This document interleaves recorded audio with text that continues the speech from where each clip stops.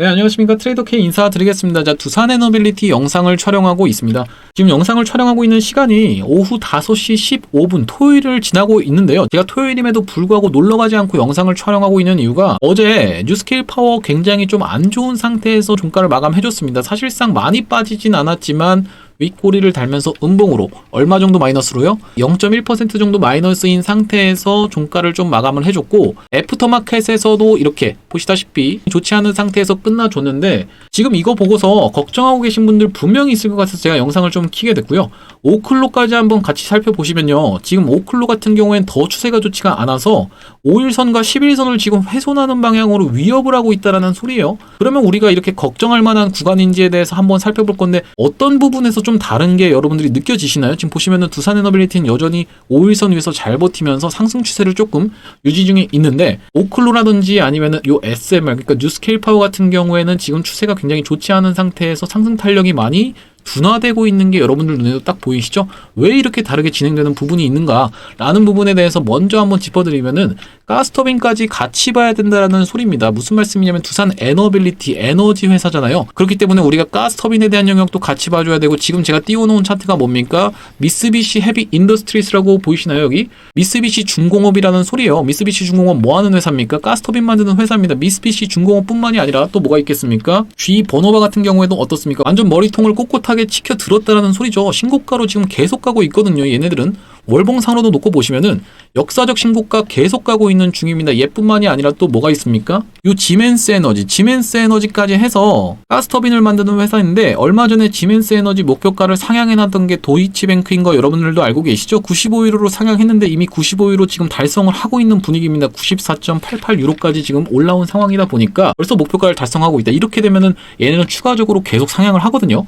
그래서 우리가 오클로라든지 아니면 SMR만 볼 게 아니라 가스터빈 관련 주식들도 같이 봐줘야 되고 그렇기 때문에 그런 모든 것이 반영돼서 두산에너빌리티가 추가적인 상승 재료가 있는 건데 제가 앞전에 원전 해체 시장에 대한 부분을 미리 한번 짚어드리면서 고리 1호기가 승인이 나는 게 굉장히 핵심이 될 거다라는 부분을 먼저 짚어드렸던 사람이거든요. 이게 트랙 레코드가 쌓여야지만이 500조 시장이 열릴 수가 있는 그 발판이 마련된다는 부분을 말씀을 드렸었는데 제가 이거 말씀드릴 때까지만 해도 솔직히 저도 이렇게까지 시장에서 크게 받아들일 줄은 몰랐는데 굉장히 크게 받아들이면서 비추로테크 같은 종목들이 이렇게 상승세가 나와주면서 소형 원전 주식들까지 다 같이 올라가는 테마 장세가 좀 이루어졌었죠. 자, 그러면서 두산에너빌리티 제가 그러면은 이제 앞으로 추가적으로 상승은 뭘로 이루어질 수 있는지 이런 부분에 대해서 오늘 하나하나씩 좀 디테일하게 다뤄볼 건데 영상 시작하기 앞서서 구독이랑 좋아요 눌러주셔야겠죠? 구독, 좋아요를 눌러주시면은 제가 지금 앞으로 나올 상승 테마 같은 경우에를 다 예측을 해서 말씀을 좀 드릴 겁니다. 여기서 여러분들이 지금은 확인이 안 되시잖아요. 맞췄는지 틀렸는지 원전 해체 테마도 먼저 말씀드렸는데도 확인이 안 되셨다시피 지금은 확인이 안 되시는데 나중에 여러분 정말로 그 재료가 쏟아져 나왔을 때 이 사람이 맞췄다. 그걸 확인하기 위해서라도 구독, 좋아요를 눌러주셔야 되고 그리고 거기서 추가적으로 여러분들이 어떤 식으로 진행이 될 거구나 라는 부분에 대해서 또 안내를 받아보실 수도 있기 때문에 구독, 좋아요를 부탁드리는 거고요. 두 번째로는 뭐냐면요. 지금 개인분들이 930억 가까이를 금요일날 매도를 좀 진행을 해버렸습니다. 이분들 같은 경우에는 추가적인 재료가 뭐가 나올지에 대해서 전혀 모르시는 분들이 많을 거다라는 얘기예요. 그렇기 때문에 우리가 이분들이 이런 추가적인 재료에 대해서 알게 되면은 매수세로 동참이 될 수가 있잖아요. 이렇게 매수세로 동참이 되게 하기 위해서는 댓글에다가 신고가라고 한 번씩 달아주셔야 됩니다. 이 댓글에 신고가라고 다는 작업 5초밖에 안 걸리는 작업이라고 했는데 굉장히 중요한 이유가 뭐라고 했습니까? 여러분들이 댓글에다가 신고가라고 달아주시는 순간 유튜브 측에서 이 영상은 왜 이렇게 참여도가 높지 하면서 개인분들한테 제 영상을 추천을 해드린다는 소리예요. 그러면은 추가적으로 어떤 재료가 나올 수 있구나라는 부분을 이분들이 인지를 하시면서 매수세로 동참돼서 미칠 듯한 광기, 정말로 폭발적인 상승 흐름이 나올 수가 있다라는 말씀이기 때문에 구독, 좋아요 눌러주시면서 댓글에 신고가 한 번씩만 달아주셨으면 좋겠습니다. 자, 영상 내용을 본격적으로 시작을 해볼 건데 두산에너빌리티 제가 가스터빈에 대해서부터 먼저 한번 짚어드리면은 지금 380메가와트급 가스터빈 전격부하 성능 시험을 성공한 두산에너빌리티잖아요. 근데 이게 왜 중요한지에 대해서 디테일하게 우리가 들어가 봐야 되는데 바로 이런 부분 때문에 아주 중요한 겁니다. 지금 보시다시피 AI 붐에 가스터빈 쇼티지 물 만난 두산에너빌리티 노를 저어라라는 내용의 기사가 나와 있는데 가스터빈이라는 것 자체가 대형 가스터빈을 만들 수 있는 기업이 딱 4개밖에 없습니다. 지금 보시다시피 4곳으로 한정된다라고 지금 기사 내용이 나와 있죠. GE 버너바, 지멘스, 미쓰비시, 두산에너빌리티 이미 차트는 한 번씩 다 보여드렸고요. 얘네들 시총이 지금 170조가 넘어가고 있고 100조가 다 넘어가고 있는 상황이거든요. 두산에너빌리티 나홀로 몇 조입니까? 42조라고 말씀을 드렸죠. 나홀로 42조라고 하면은 얘네들이 이 위에서 170조, 100조, 100조 이렇게 딱 버티고 있다라고 하면은 이 42조에서 바로 다이렉트로 100조까지 날아가진 않겠지만 어느 정도까지 키 맞추기가 당연하게도 진행될 수밖에 없다라고 제가 20몇 조 때부터 계속적으로 짚어드렸는데 정말로 키 맞추기 들어가고 있죠. 자, 그렇기 때문에 우리가 아까 전에 한번 슬쩍 얘네들 차트는 제가 다 보여드렸다라는 말씀인데 우리가 여기서 핵심적으로 봐야 되는 키워드는 뭐겠습니까? 바로 요 쇼티지라는 단어라는 말씀입니다. 이 쇼티지가 왜 중요하겠습니까? 여러분, 쇼티지라고 하면은 공급 부족이다라는 소리인데 이 공급 부족이 중요한 이유는 뭐냐면 과거에 이 쇼티지 사건 뭐가 있었습니까? 첫 번째로는 진단 키트가 있었는데 이 진단 키트가 부족해져 버리니까 진단 키트를 만드는 회사들은 정말로 주가가 몇십 배가 그냥 폭등을 해버렸다는 소리고, 두 번째로는 어떤 사건이 있었어요? 리튬 쇼티지 사건이 일어나니까 금양이 20배가 올랐고 에코프로가 15배를 올랐습니다. 그만큼 수요와 공급의 법칙에서 수요는 엄청나게 많은데 공급이 한정적이라고 하면 그 공급을 쥐고 있는 회사의 주가는 폭등을 할 수밖에 없는 게 과거의 사례에서 이미 증명이 됐었다라는 소리고요. 그러면 지금 가스터빈이 너무 부족한 상황에서 두산에너빌리티는 트랙 레코드가 조금 부족하긴 합니다. 트랙 레코드 아까도 말씀드렸다시피 이력이라는 소리예요. 과거에 이력이 조금 부족한 상황이지만 독자 개발해버리면서 만약에 얘네 3명이 공급이 꽉 찼다라고 하면 어떡할까 라고 한번 가정을 해보면 두산에너빌리티에 추가적으로 수주가 쏟아져 들어올 그런 기대감에 주가가 폭발할 수밖에 없다 라고 이렇게 봐주시면 될 것 같은데요.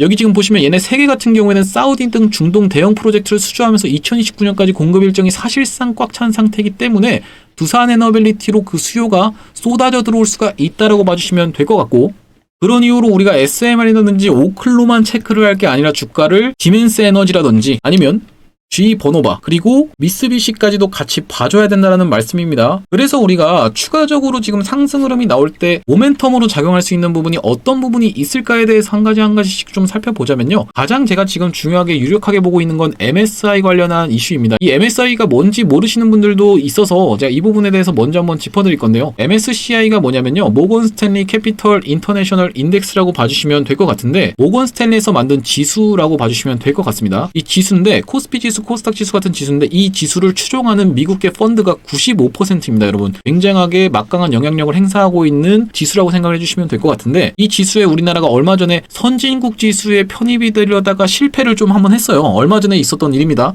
근데 그렇다 하더라도 지금 신흥국에 속해 있는데, 신흥국 지수에 만약에 두산에너빌리티가 이렇게 편입이 되게 된다라고 하면요, 두산에너빌리티를 살 생각이 없는 외국계 펀드 매니저가 이 신흥국 펀드를 매수하는 순간 두산에너빌리티한테도 돈이 흘러 들어가게 되는 패시브 자금이 발동이 된다라는 말씀인데, 이렇게 직접적으로 매수하면은 액티브 자금, 이렇게 간접적으로 매수하면은 패시브 자금이라고 부른다라고 생각해 주시면 될 것 같은데, 외국계 투자 자본이 추가적으로 쏟아져 들어올 것이라는 기대감에 주가를 먼저 상승을 시켜놓고 이 고점 부근에서 MSCI 이슈를 계속적으로 터트려 주면서 설거지를 하고 나가는 방식으로 정작 MSCI에 편입되고 나면 더 오르지 못하고 이렇게 빠지는 게 일반적인 패턴이었습니다. 지금까지 어떤 식으로 진행이 됐는지 하나하나 살펴보자면은, 이번에 5월 정기 편입에서는 삼양식품과 하나시스템이 편입이 됐는데 5월 14일 날 편입이 완료가 됐죠. 그럼 우리가 차트에서 하나하나씩 좀 살펴볼 건데, 삼양식품 같은 경우에 어떻습니까? 5월 14일이 이날이었습니다. 자, 보시다시피 5월 14일 날 편입되면서 신고가 계속적으로 지금 상승세가 나오고 있는 게 확인이 되시죠. 또 하나가 뭐 있었냐면, 하나시스템 같은 경우에도 어떤 식으로 좀 진행이 됐냐면요, 하나시스템 5월 14일이라고 하면 이날이 5월 14일인데 5월 14일 날 당일에는 사실상 그렇게까지 좋지 않다가 흐름을 이렇게 만들어 주다가 한 번 더 폭발적인 상승세가 나와줬다라는 말씀인데, 우리가 하나시스템이라든지 아니면 삼양식품처럼 실적을 계속적으로 확인하고 올라오고 있는 과정이라기보다는 두산에너빌리티는 사실상 추가적인 수주가 쏟아져 들어올 거다라는 기대감, 실적이 좋아질 거다라는 기대감에 먼저 주가가 상승하고 실적 검증 과정을 아직 거치지 않은 과정이다 보니까 기대감에 주가를 상승한 게 굉장히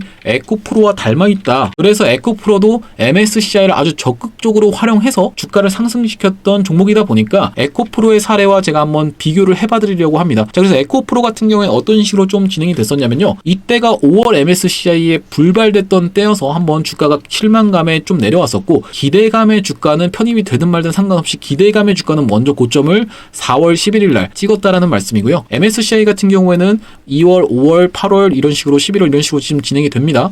자, 그래서 5월 MSCI의 편입이 불발되기 이전에 기대감의 주가가 한번 광기 구간에서 요 구간에서 50% 가까이를 상승을 해줬다라는 말씀이고요. 다시 한번 한번 돌아서 올라갈 때 이 구간에서 언제 고점을 찍었습니까? 7월 26일 날 고점을 찍었는데 MSCI에 대한 발표는 이때 났다라는 말씀이에요. 이때 나고 나서 사실상 더 가지 못하고 질질질 흘러내리는 방식으로 진행이 됐었다. 차트를 좀 디테일하게 보시면요. 이때 상승 흐름을 좀 보여주면서 광기가 꼈었다라고 말씀을 드리는데 아직까지 두산에너빌리티 이런 광기 나오지 않았다라고 생각이 듭니다. 이게 보시면은 5일 동안에 연속적으로 양봉이 나오면서 거의 50% 가까운 상승이 나와주면서 이때 한번 단기 고점 찍고 쭉 내려갔다가 다시 한번 돌아 나가면서 8월 MSCI를 향해서 나갔었는데 5월 MSCI를 놓을 때 고점을 찍은 건 언제였다? 보시다시피 4월이었다라는 말씀입니다. 4월 11일 날 고점을 찍었다라는 말씀이고 다시 한번 돌아 나가서 8월 MSCI를 노리고 있었을 때는 7월 26일 날 고점을 찍었다라는 게 확인이 되실 거예요. 우리가 에코프로의 사례만 놓고 보자면 좀 섭섭하다 보니까 에코프로 머티의 사례도 한번 제가 살펴볼 건데요. 에코프로 머티 상장하자마자부터 엄청난 상승세 보여주면서 고점 찍은 게 언제라고 되어 있나요? 보시다시피 1월 11일, 1월 11일 날 고점 찍었던 게 확인이 되시죠? 정작 2월 13일 날 이렇게 편입됐었던 당일에는 상승 재료로 활용이 됐었지만 이 고점을 넘어간 건 아니다 보니까 이 이전에 이미 고점을 찍어놨다라는 얘기입니다. 아하, 그러면 우리가 정리를 한번 해보자면요. 에코프로 같은 경우에 5월 MSCI를 노릴 때 4월 11일 날 고점을 찍었고 8월 MSCI 정작 편입됐을 때는 7월 26일 날 고점을 찍었다라는 말씀이고 에코프로 머티 같은 경우에는 2월 MSCI를 노릴 때 1월 11일 날 고점을 찍었다라는 소리입니다. 그러면 우리가 특징적으로 볼 수 있는 건 뭐냐면은 MSCI에 편입되면 실질적으로 외국인 투자 자본이 쏟아져 들어올 거니까 계속 가지고 가야지가 아니고요. 이미 한 달 전에 고점을 찍으니까 MSCI 얘기가 들릴 때는 아, 이미 고점은 찍었을 확률이 있겠구나라는 부분을 우리가 인지를 해주시면서 접근을 해야 된다는 말씀이고 그러면 두산에너빌리티한테 어떻게 활용을 할 수가 있을까? 이 부분에 대해서 한번 제가 짚어드리자면 지금 두산에너빌리티가 만약에 8월 MSCI 이슈가 불거진다라고 하면 7월 달부터는 계속적으로 이슈가 될 거예요. 7월 달부터 시작해서 계속 이슈가 된다면 7월 한 중순까지 빡세게 올린 다음에 정작 8월 편입됐을 때는 한번 뿅 쏘고 빠지는 방식으로 상승세가 나오다가 이렇게 진행될 확률이 이때가 8월이 될 확률이 좀 높겠구나라고 생각을 해주시면 될 것 같고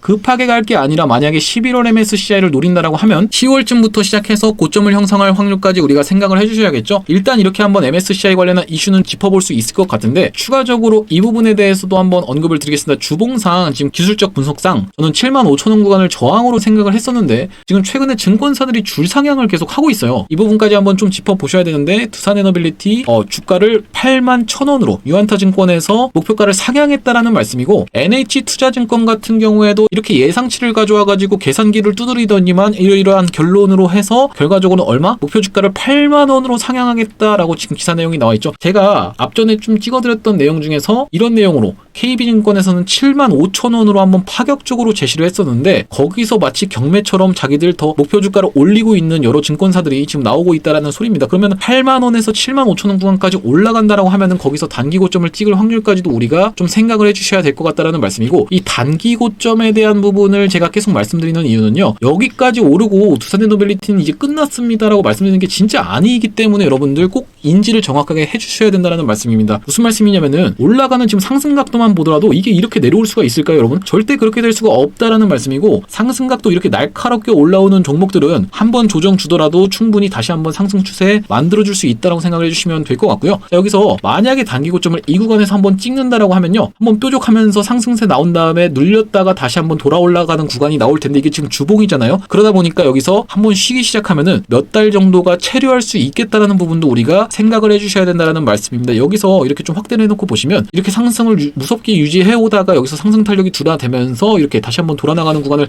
만들어주기까지 대략적으로 3개월이라는 시간이 걸린 게 여러분들 눈에도 확인이 되실 거고 내가 여기서 끌고 가서 진짜 끝까지 먹을게 하는 사람들도 한번 이렇게까지 꺾이게 되면서 1년선 부분까지 이렇게 눌리게 되면요 정말로 화딱지가 나서 여기서 매도 버튼 누르시는 분들도 많을 수밖에 없다라는 소리예요. 아 이거 진짜 내가 여기서 들고 있어서 여기까지 올라왔을 때 예를 들면 100% 정도 수익인데 이게 쭉 내려와가지고 50%까지 수익이 내려오면요 그 기대감이 컸던 만큼 그리고 내가 수익을 봤던 만큼 실망감이 커지기 때문에 여기서 화딱 지나가지고 파는 경우도 많다. 그렇다라고 하면 우리가 진짜 두산에너빌리티 지금 끝까지 간다라고 생각하시는 분들이 있는데 선택을 잘 해주셔야 되는 게 뭐냐면은 우리가 만약에 비중을 좀 덜어내고 다시 한번 돌려주는 구간에서 잡는다라고 하면은 1번은 기회비용을 살릴 수가 있고요. 두 번째로는 리스크를 줄일 수가 있습니다. 그래서 이 부분에 대한 부분은 여러분들이 투자에 대한 판단은 스스로 하시는 거기 때문에 어떻게 접근하실지에 대해서 대해서는 생각하셔서 판단하시면 될 것 같다는 말씀이고, 제가 단기 고점이 나오는 구간에서는 단기 고점이 나온 상황이다라고 분명하게 영상을 계속 찍어드릴 거기 때문에 구독이랑 좋아요 꼭 한 번씩만 좀 부탁을 드리겠고요. 단기 고점이 나오는 케이스에 대한 부분을 제가 분명하게 말씀드렸던 건 뭐냐면요, 과거의 여러 사례 중에서 에코프로를 지금 제2의 에코프로라는 말을 듣고 있는 만큼 두산에너빌리티 지금 다시 한번 상승 파동이, 이런 파동이 저는 나올 거라고 생각을 하거든요. 만약에 단기 고점을 찍는다고 하더라도 지금 구간이 딱 이런 구간이라고 생각이 드는데, 정말 미친 광기의 흐름에서 광기가 끼는 구간에서 단기 고점이 나온다라는 말씀입니다. 지금 보시면 5일 동안에 해서 50% 가까이 상승을 하는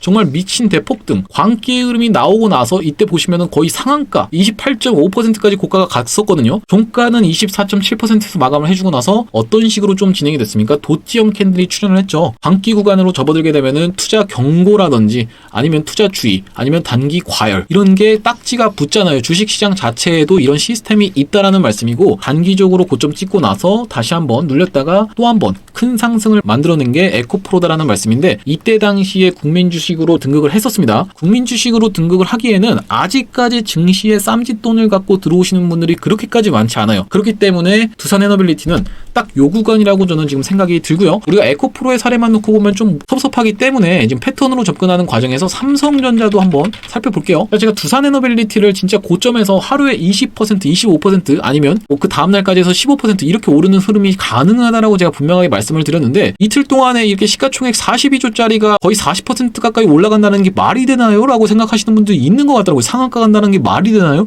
이렇게 생각하시는 분들이 있는데요. 삼성전자가 이게 이때 당시에 제가 기억으로는 시가총액이 600조 정도가 됐어요. 여러분들 정확한 기억은 아니지만 500조에서 600조 이 사이였던 걸로 제가 기억을 하는데, 지금도 시가총액이 얼마입니까? 360조입니다. 삼성전자 이 무거운 주식이요, 국민주식 소리를 들으면서 이때 당시 1월 8일날 상승을 얼마나 해줬나요? 종가를 7%로 마감해준 게 지금 정확하게 확인이 되시죠? 자, 1월 11일날 월요일날 어떻게 됐습니까? 고가를 9%, 그러니까 뭐냐면요, 7% 더하기 9%면은 16%를 상승한 거예요. 16%를, 시가총액 600조짜리가. 자, 지금 두산에너빌리티 시가총액 얼마입니까? 42조입니다. 42조짜리가 상한가 30% 가고 그 다음날도 15% 가고, 이게 불가능할 거라고 생각하시나요? 600조짜리가 16%를 갔는데요, 이틀 동안 충분히 가능하다라는 말씀이에요. 제가 생각할 때는 상한가까지는 조금 힘들지는 몰라도 한 25% 이런 장대 양봉 하나가 나오고 다음날도 15% 이렇게 갭든 상태에서 올라가다가 갑자기 이게 시가를 이탈하는, 그러니까 어떤 식으로 좀 진행이 된다라는 말씀이냐면은, 이런 장대 양봉이 하나가 나옵니다. 장대 양봉이 하나가 나오고 나서 여기서 갭을 두고 출발해가지고 이렇게 올라가요. 이렇게 올라가다가 이게 이렇게 이탈되면서 꼬리가 이렇게 길게 생기겠죠. 이런 식으로 도지형 캔들이 만약에 출현을 하게 된다라고 하면은, 아하, 여기서 단기 고점을 형성할 확률이 있겠구나라는 부분에 대해서 우리가 꼭 생각을 해주셔야 될 것 같다는 말씀입니다. 여기서 지금 보시다시피 삼성전자도 윗꼬리를 길게 달았죠. 그러면서 좀 특징적으로 말씀드렸던 건 리테스트가 항상 나온다고 말씀드렸어요. 상승하다가 무서운 상승각도, 지금 보시면은 처음에는 거의 21선 부근까지 눌리면서 상승각도가 이렇게 통통 튀면서 올라가면서 여기서는 갑자기 5일선을 타고 올라가기 시작하더니만, 이 삼성전자가 급등주의 생명선 5일선을 타더니만 어떻게 됐습니까? 정말로 미친 광기가 나와주면서 윗꼬리를 달았다. 그러고 나서 한번 무너뜨려서 21선 부근까지 한번 무너뜨렸다가, 노란색 선이 21선이죠. 무너뜨렸다가 다시 한번 돌아서 올라가면서 리테스트가 나와줬다. 우리가 어깨에 팔라는 말이 이런 데서 팔라는 소리입니다. 이런 데서 팔면은 이 전고점을 넘어가지 못하는 흐름에서 한번 깨지는 흐름을 봤잖아요. 정확하게 21선까지 깨진 흐름을 봤기 때문에 어깨에서 팔 수가 있겠다라고 한번 짚어볼 수가 있을 것 같고요. 두 번째로는 우리가 신성델타테크도 한번 살펴볼 건데, 아니 이런 신성델타테크 초전도체 사기극을 가지고 이게 어떻게 두산에너빌리티랑 비교하냐라고 지금 생각을 해보실 수 있는데, 여러분들 이거 불과 1년 전입니다. 불과 1년 전 24년도 1월이라고 여기 지금 적혀있죠? 24년도 1월에 있었던 얘기예요. 자, 보시면 신성델타테크가 정말 극단적으로 보여준 사례라고 생각을 하는데, 기대감만으로 주가를 얼마나 올릴 수 있는지를 정확하게 보여준 사례라고 생각이 듭니다. 18배를 올렸습니다. 여러분들 지금 두산에너빌리티 오른 거는 말도 안 될 정도로 18배를 올렸다라는 소리예요. 여기 저점 대비하면 18배가 올랐는데, 이때 당시에도 마찬가지로 그런 패턴이 동일하게 좀 출현하고 있습니다. 이런 동일한 패턴이 출현하는 이유는 뭘까요? 바로 프로그램이 운전하고 있기 때문이에요. 지금 보시다시피 프로그램이 미친듯이 개입해가지고 좀 운전하고 있는 게 보이시죠? 이 프로그램 누가 쓴다라고 했습니까? 외국인이 씁니다. 그렇기 때문에 이 외국인들 쓰는 프로그램, 감정이 없죠? 인간의 감정이 없기 때문에 기계적으로 하는 겁니다. 그렇기 때문에 일정 패턴이 출현한다는 말씀인데, 자, 보시면 상승 각도가 이렇게 올라오다가 갑자기 5일선을 타면서 올라와 주면서 처음에는 11선을 타더니만 5일선을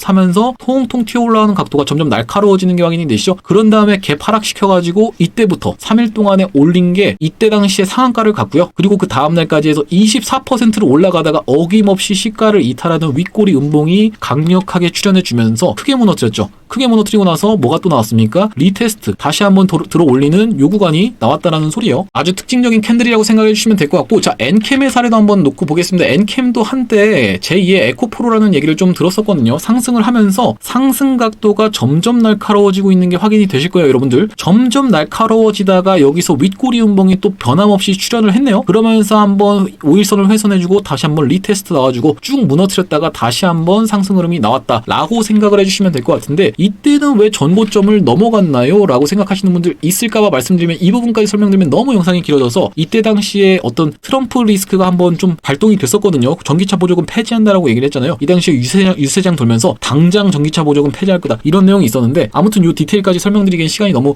오래 걸릴 것 같고요. 마지막으로 이제 제주반도체까지 한번 살펴볼 건데, 제주반도체 최근의 흐름 좋죠. 근데 과거에는 정말 어마무시했습니다. 어떻습니까? 정말 미친 듯이 올라가면서 정말 처음에는 찌글찌글 올라가더니만 5일선, 11선을 타면서 본격적으로 여기서 상승 각도가 무섭게, 어떻습니까? 하나, 둘, 셋, 넷, 5개 5연속 양봉을 띄워가면서 올라갔던 게 제주 반도체입니다. 어김없이 뭐가 출현했어요? 윗꼬리 운봉이 또 출현을 했네요. 한번 리테스트까지 나와줬고요. 21선 훼손한 다음에 다시 한번 올라와주는 리테스트 나와주고, 어김없이 누가 운전했습니까? 바로 요 프로그램 녀석들이 운전을 했구나, 이렇게 생각을 해보시면 될 것 같습니다. 그래서 오늘 한번 하나하나씩 다뤄본 게, 두산에너빌리티가 일단 올라갈 수 있는 테마 중에 MSCI가 가장 유력할 것 같다라는 부분에 대해서 짚어드리면서, 두 번째로는 가스터빈 쪽 해서 우리가 이거 짚어드렸는데 SMR이라든지 아니면 오클로라든지 이런 거 주가만 볼 게 아니라 가스터빈 관련 종목들도 추적 관찰하는 게 좋겠다라고 생각을 해주시면 될 것 같고, 세 번째로는 뭐겠다? 우리가 지금 패턴으로 두산에너빌리티를 접근하고 있는 이유가, 지금 실질적으로 실적을 내가 확인하고 계산기를 두드려서 보고 있는 과정이 아니라 기대감에 주가가 올라오는 구간이다 보니까 패턴으로 접근을 할 건데, 과거의 여러 사례를 놓고 봤을 때는 광기가 한번 낀 다음에 윗꼬리 운봉을 발생시키면서 단기 고점을 찍는구나 라는 패턴을 우리가 하나하나 오늘 좀 알아보는 시간을 가졌었습니다. 그리고 이제 한 가지 더 짚어드리고 싶은 내용은 뭐냐면, 최근에 이런 내용의 이슈가 있었는데, 유상증자를 할 수 있다라는 부분에 대해서 많은 사람들이 좀 언급을 했었어요. 지금 보시면 알짜자회사 팔던 두산이저라 현금자산 7.5조 들고 M&A 매물을 탐색가 오히려 매수의 주체로 지금 등장하고 있는 두산에너빌리티다 보니까, 지금 나온 내용의 기사가 언제요? 6월 26일 날 나왔다 보니까요. 여러분들이 그 유상증자에 대한 부분은 걱정하실 필요가 없다라고 생각이 좀 들고요. 만약에 유상증자 때리면은 기회입니다. 하나에어로스페이스가 그랬던 것처럼, 이 지금 유상증자라는 건 사용처가 굉장히 중요한데, 하나에어로스페이스가 언제 지금 유상증자를 때렸었나요? 이때 유상증자 때렸었거든요. 언제요? 이때 유상증자를 때렸는데 어떻게 됐어요? 때리고 나서부터 계속 올라가는 기회의 구간이었다. 심지어 이때는 사용처도 불분명했는데 엄청나게 계속적으로 올라가고 있죠. 이때만 샀어도 50% 수익입니다. 그래서 제가 말씀드리는 거는, 만약에 두산에너빌리티가 유상증자를 때릴 일도 사실 가능성이 굉장히 적지만 때린다라고 하면은 굉장히 우리가 기회의 구간으로, 왜냐면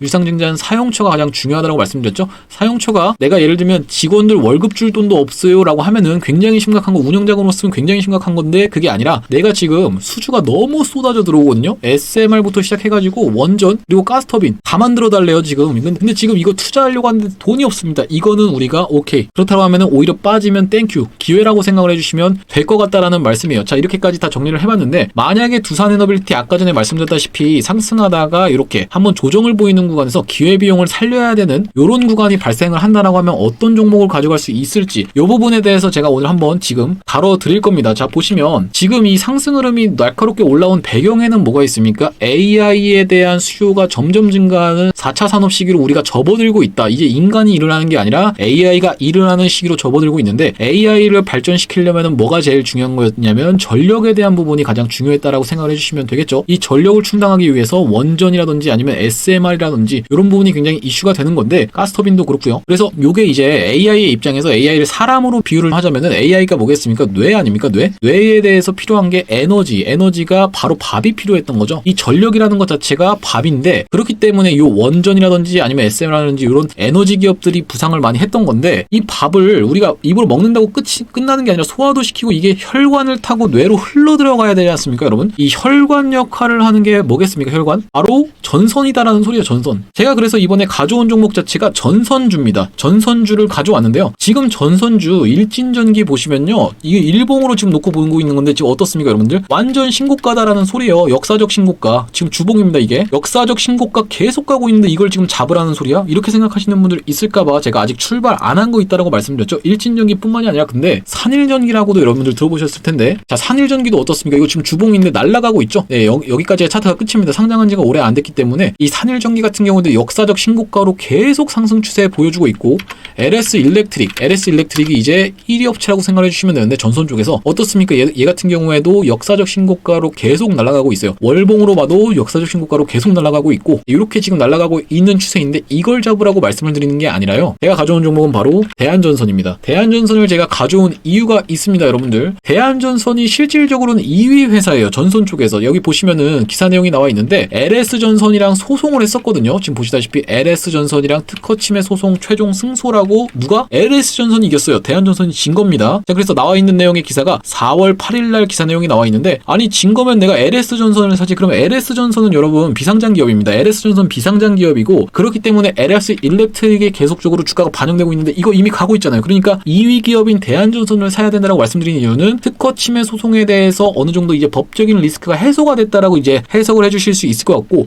5년 동안 싸웠던 거 종지부 찍었잖아요. 그리고 여기 보시면은 국내 전선업계 1, 2위라고 지금 써져 있죠. 1, 2위 대한전선 2위 업체라고 생각을 해주시면 될 것 같아요. 자, 그렇기 때문에 제가 대한전선을 좋게 보고 있다라고 말씀을 드리는 거고 과거에 보시다시피 엔비디아 3.9% 상승했는 대한전선 등 국내 AI 수혜주 어쩌고저쩌고 하면서 기사 내용도 나와 있죠. 언제 나와 있습니까? 2024년도 9월에 나와 있다라는 소리입니다. 그렇기 때문에 AI 수혜주로 해서 전선주가 가는 건 어떻게 보면 당연한 흐름인데 지금 대한전선 같은 경우에 기술적 차트 흐름으로 놓고 봤을 때도요. 완전 바닥에 있습니다. 바닥에서 거래량 들어왔는데 차트가 짜부라져 보일 정도로 역사적 신고가가 얼마 있어요? 1200만 원에 있어요. 제가 말씀드린 게 1200만 원까지 간다라는 거 아니니까 오해하지 마시고요. 일단 한번 확대를 한번 해놓고 보시면요. 얘가 거래가 정지했던 구간까지만 올라간다 하더라도 대략적으로 수익률이 3배 가까이가 찍히거든요. 자, 이렇게 한번 확대를 해놓고 보실 건데 이 구간에서 거래가 정지되면서 이렇게 좀 하락을 하면서 시작했던 구간인데 이 구간까지만 한번 만약에 도달을 한다라고 해도 대략적으로 5만 원까지 도달할 수가 있습니다. 지금 얼마입니까? 16,000원이라는 소리예요. 16,000원에서 3배 가면은 48,000원이니까 3배 가까이 가면은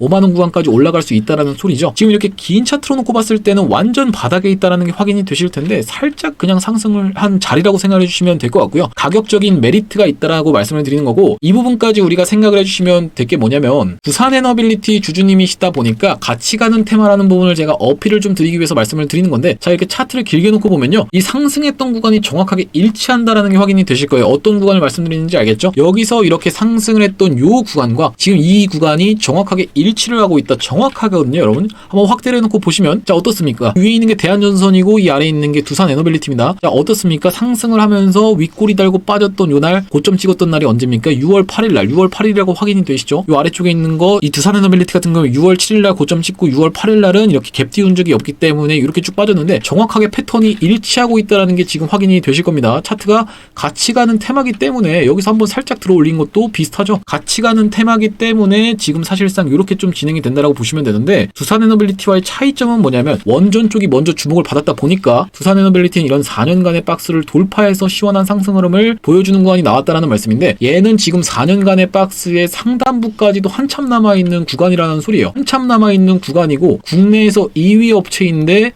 산일전기라든지 아니면 일진전기라든지 LS 일렉트릭 다 날아가고 있으면서 역사적 신고가 계속 가고 있는데 얘는 4년간의 박스 상단도 지금 못 올라와 있는 상태다. 여기까지만 올라간다라고 해도 44,000원 구간이면은 대략적으로 2.5배 이상을 상승할 수 있는 구간이라고 생각을 해주시면 될 것 같습니다. 그러면 단기적인 관점에서 어떤 관점에서 내가 접근해야지만 가격적으로 좀 더 유리하게 좀 잡아갈 수가 있을까? 이 부분에 대해서 좀 말씀을 드릴 건데요. 이렇게 한번 확대를 해놓고 보시면 앞전에 있었던 이렇게 상승 추세가 무섭게 나왔던 구간에 대한 부분을 야금야금 올라와 주면서 많이 좀 수복을 했는데 거래량이 어떻습니까? 처참하게 그지가 없습니다. 이 앞전에 있었던 거래량 막 1조 이상도 터졌던 이 거래대금인데 거기에 비하면 한없이 모자라죠. 아 이거 힘이 딸리는구나 라고 생각하실 게 아니라 그럼에도 불구하고 여기까지 올라왔다는 소리예요, 여러분. 그럼에도 불구하고 여기까지 매물을 먹었다라는 소리는 뭐냐면요. 이게 하나의 그냥 매집이었다라고 저는 생각을 하는 겁니다. 매집을 해놓고 추가적인 시세를 날리기 이전에 시황이 안 되다 보니까 옆으로 그냥 쭉 횡보를 하다가 다시 한번 올라왔는데 이미 매집을 해뒀으니까 거래량이 많이 발생할 이유가 없죠. 그냥 쭉 올리면서 먹었던 겁니다. 물량을. 그런 다음에 옆으로 쭉 횡보를 시켜놓고 다시 한번 들어 올리니까 그 와중에도 타고 있던 개미들이라든지 아니면 단타로 들어오는 개미들이 여기서 거래량을 찍어주기 때문에 이만큼이 찍혔다라고 제가 접근하고 있는 과정이고요. 여기까지 매집을 했다라고 저는 생각이 들기 때문에 여기까지 시세는 좀 보고 있지만 어쨌든지 간에 우리가 종국적으로 목표로 하는 건 5만원 구간까지는 한번 노려볼 수 있지 않을까라는 부분에서 제가 접근을 하는 거고, 만약에 요 4년간의 박스의 어떤 고점 부근까지만 올라간다 하더라도 2.5배 1차 목표가는 그럼 우리가 44,000원 구간을 좀 잡아가야겠구나 라고 생각을 해주시면서 2차 목표가 어디까지? 5만원 구간까지 진짜 미친듯이 올라간다고 하면 여기 10만원 구간까지도 충분히 라운드 피겨니까 한번 트라이를 해볼 수가 있다고 생각이 들죠. 하지만 10만원 구간까지는 너무 망상이니까요, 한 5만원 구간까지만 여러분들이 조금 목표가를 잡으면서 1차적으로는 44,000원 구간에서는 당연하게도 분할 매도로 대응하시는 게 맞다라고 생각이 듭니다. 급하게 올라간다라고 하면은 5일선을 타면서 계속 올릴 거니까 어차피 5일선을 이탈하는지 여부만 잘 지켜보시면 될 것 같고, 지금 일단 그러면 타점 같은 경우에는 어떻게 좀 잡아가야 되냐면은, 우리가 이런 구간에서 오케이 내가 이제 알았어, 대한전선 그냥 몰빵 쳐가지고 신용 그냥 풀매수한다 이렇게 생각하시면 여러분 절대 안 됩니다. 이거 신용으로 사시면 여러분들 깡통 차는 거 순식간이에요. 분명하게 말씀드리지만 여러분들이 만약에 1,000만원이 있어서 이걸 신용으로 사신다라고 하면 3,000만원까지 살 수 있어요. 3,000만원 사가지고 크게 먹어야지. 5만원이면 얼마야? 이게 9,000만원이 되니까 그 중에서 내가 신용 쓴 게 2,000만원이니까 7,000만원이 되는 거네. 1,000만원에서 7,000만원 되는 거 7배 되는 거는, 이렇게 생각하시면요 여러분 먹을 수도 있겠죠. 먹을 수도 있겠지만 언젠가 한 번만 얻어 걸려도 여러분들 마이너스 7%만 빠져도 반대매매 나옵니다. 반대매매 나오면은 깡통 되는 거 순식간이에요. 절대로 여러분들 신용 써서 매수하시면 안 되고, 현금으로 매수하신다라도 1차 매수, 2차 매수 분할로 접근하시면 되겠다라는 말씀이에요. 내가 너무 욕심에 한호가에 몰빵 때리는 습관, 이런 습관을 계속 들이고 계시면요 무조건 어느 순간 깡통은 차게 돼 있습니다. 그러니까 여러분들 1차 매수, 2차 매수 나눠서 접근하시는 과정으로 생각해 주시면 될 것 같고, 지금 음봉이 4개 연속으로 떨어지고 있어서 사기가 좀 불안하신 분들 같은 경우에 어떻게 하시면 되냐면, 다시 한번 흐름 만들어주면서 5일선 위를 수복해주는 흐름까지 확인하고 1차 매수, 이런 식으로 들어가셔야 된다라고 짚어드리겠습니다. 그리고 제가 분명하게 말씀드리지만 여러분들 여기 아래 보시면은 본 영상은 투자에 대한 참고 자료이며 투자 판단의 책임은 투자자 본인에게 있습니다라고 지금 내용이 확인이 되시죠? 제가 여러분들한테 이거 대한전선 들여서 여러분들이 수익 봤으니까 자 저한테 이제 돈을 주세요라고 요구한 적이 단 한 번도 없습니다. 금전 요구한 적이 단 한 번도 없고 앞으로도 없을 예정이니까 여러분들 이거 수익 봤다라고 해서 저한테 돈 주실 필요도 없고요. 반대로 여러분들이 만약에 저점에서 털리고 나서 다시 올라갔어요. 나 이 부분에서 손실 봤는데 이 부분에 대해서도 남한테 얘기를 할 수 없는 부분이 바로 투자라는 얘기입니다. 모든 투자에 대한 책임은 본인이 갖고 가는 거고, 수익을 봐도 손실을 봐도 마찬가지라는 소리예요. 그래서 제가 여러분들한테 이렇게 딱 말씀을 드렸을 때 여러분들이 들어보고 합리적인데, 그래 1, 2위 기업 중에 얘가 2위 하는 기업인데 일단 악재도 어느 정도 해소가 됐고 다른 종목들 다 신고가 가고 있는데 얘만 못 가고 있네. 그럼 얘가 저평가 구간이 아닐까라고 해서 오케이 난 그럼 매수해볼게 라고 해도 그건 여러분들의 자유. 매수하지 않고 관망해볼게 라고 해도 그건 여러분들의 자유인데, 나중에 여러분들이 이게 올라가건 내려가건지 간에 무조건 구독을 눌러주셔야 되는 이유는 뭐냐면요, 만약에 이게 올라갔다라고 하면 다음번 종목이 궁금하실 테니까 구독을 눌러주셔야 되는 거고, 만약에 이게 내려갔다라고 하면은 그 다음번 종목은 믿고 걸러야 되니까, 제 영상은 믿고 걸러야 되니까 그래서 구독을 눌러주셔야 되는 겁니다. 그래서 구독, 좋아요 한 번씩만 부탁을 드리고, 두산에너빌리티 얘기로 돌아와서 두산에너빌리티 추가적으로 수급 끌어가면서 계속적인 상승 흐름 나올 수 있도록 신고가, 댓글에 신고가라고 꼭 한 번씩만 부탁을 드리겠습니다. 나 하나쯤은 괜찮겠지라고 생각하지 마시고 신고가라고 한 번씩만 달아주시면요, 그게 모두 다 이게 모여서 원기옥처럼 여러분들 많은 분들이 매수세로 작용해서 주가가 폭발적으로 이렇게 미친 상승 흐름이 나올 수가 있다 보니까요, 댓글에 꼭 한 번씩만 신고가라고 달아주셨으면 좋겠고요. 제가 오늘 영상을 좀 두서없이 찍었는데 앞으로도 제가 계속적으로 두산에너빌리티 관련해서 중요한 내용의 이슈가 있다라고 하면 누구보다 빠르게 영상을 좀 찍어 드릴 테니까요, 구독, 좋아요 한 번씩만 부탁드리고 내일 영상에서 뵙도록 하겠습니다. 감사합니다.